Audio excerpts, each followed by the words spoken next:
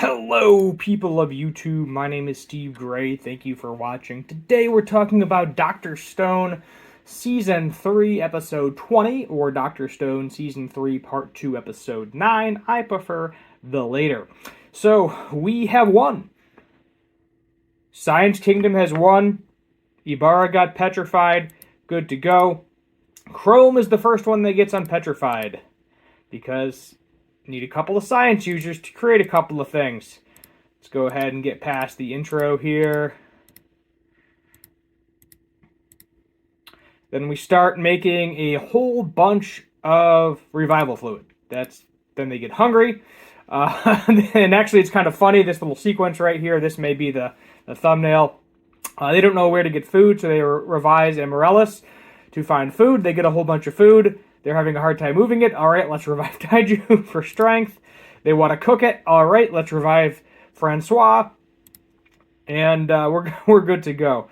Senku's saying that basically the battery is almost dead in the cell phone as well, only receiving some bunny noises. But he wants to know why she called.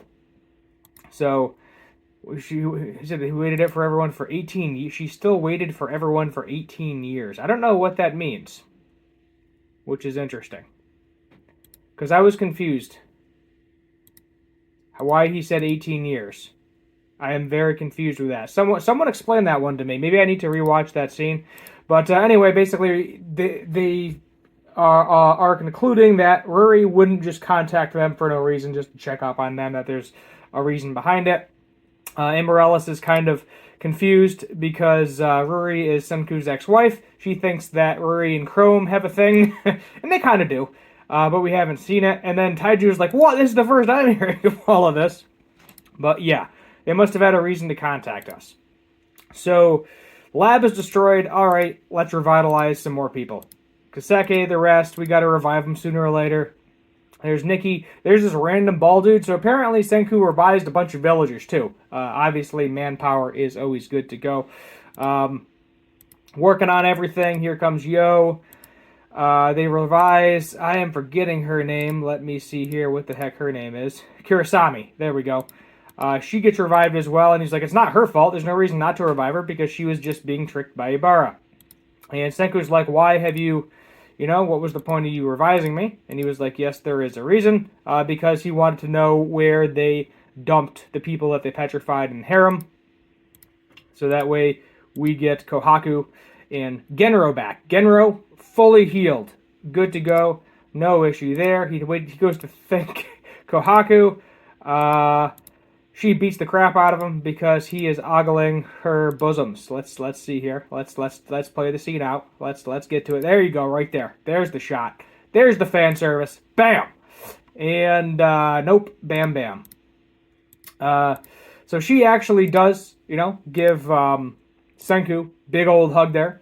And Amaryllis is like, oh, I thought I didn't realize that she thought that they had a thing going on. Kurosami, he's all blushing and everything because she thinks they're a loving couple, but obviously there's another reason for it. It's more of just like a general thank you hug. Although I am shipping them.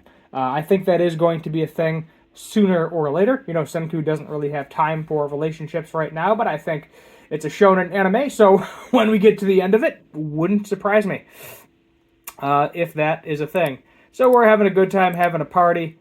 We are having an arm wrestling contest here between Magma and other strong dude, or Orochi, I think is the dude's name, as well.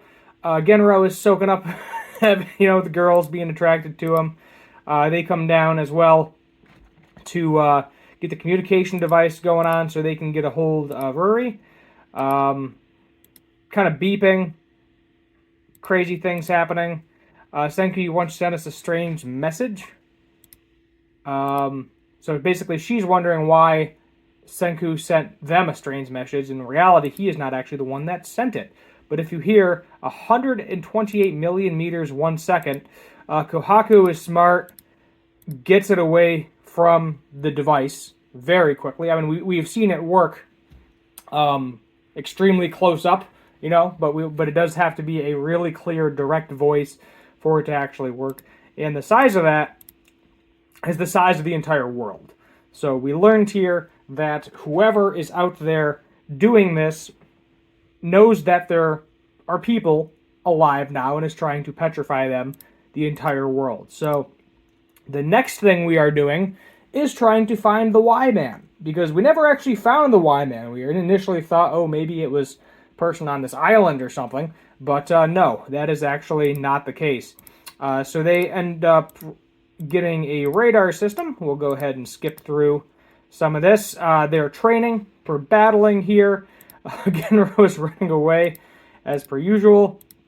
And then they end up actually unpetrifying a person that got petrified a very long time ago. You know, he was a native of this island, but he has this symbol on his arm, so they were wondering what the heck's going on. They revive him. He starts, you know, running after Genro, thinking it's his old master. And he basically says that a bunch of petrification beams fell out of the sky all at once. So it wasn't just one petrification beam that got dropped, it was a bunch of them, all from the sky. So here comes the space monster, is essentially what's going to happen here. Here's the giant radar dish. They shoot it straight up. They finally realize that whoever is listening to them is straight up in the sky, and they are looking for someone on the moon. So that is the next step. Is, yeah, we're building a rocket. Treasure Island, I guess, is the next little arc here. I don't think this is the last episode of the season. I'm assuming we're getting at least 2 more episodes. You know, 11 and 11. I will have to look into that. But there is one little thing I wanted to show you, if I can go back and find it. It was right around when Magma was arm wrestling. So let's find out. Here we go, right here. So they're having a good old time, and oh, there he is, right there. That is Kohaku's dad, I believe. Kohaku and Haruri's father, he was the old chief of the village. To my knowledge, he did not go with them. He stayed behind. So I think this is just an error where they forgot that he did not actually go with them. Because if you go back to the original group, he was not on the ship. He stayed behind. We haven't seen him at all up until this point. So they either went back to Ishigami Village or something, which I'm pretty sure they didn't do, because if they did, I'm pretty confident we would have seen Tsukasa being revived. Or they just forgot that he wasn't in that group. That's my best guess. And I think that's kind of funny. But, I mean, there it is. There we have it. So Treasure Island is the next little trip there. Let's find a nice little image here in the beginning. Let's see here. Where the heck is it? They're hungry. I will find it. I promise you. I will find what I want. Yep, they're going to revive Taiju here. Let's just let it play out until it goes, and then I'll pause it. But, yeah, there you go. We're going to go to the moon. That's where we're at. So, out of 10, this one is going to get a solid 8. Pretty good overall. Nice little conclusion. Everybody's back as well. I believe Kohaku's dad should not be there. As I said, there was no instance of them showing it going back to Ishigami Village, which is very confusing. Let me know if I'm wrong, but I'm pretty confident he stayed behind. You know, because he was the old chief, he knows how to run things, it would make sense for him to stay behind as well. But very, very confusing with that. But we're going to space. We got to find the space people. It makes sense, you know, it's been hinted at, I would say, the entire time, being Senku's father, stepdad, was an astronaut.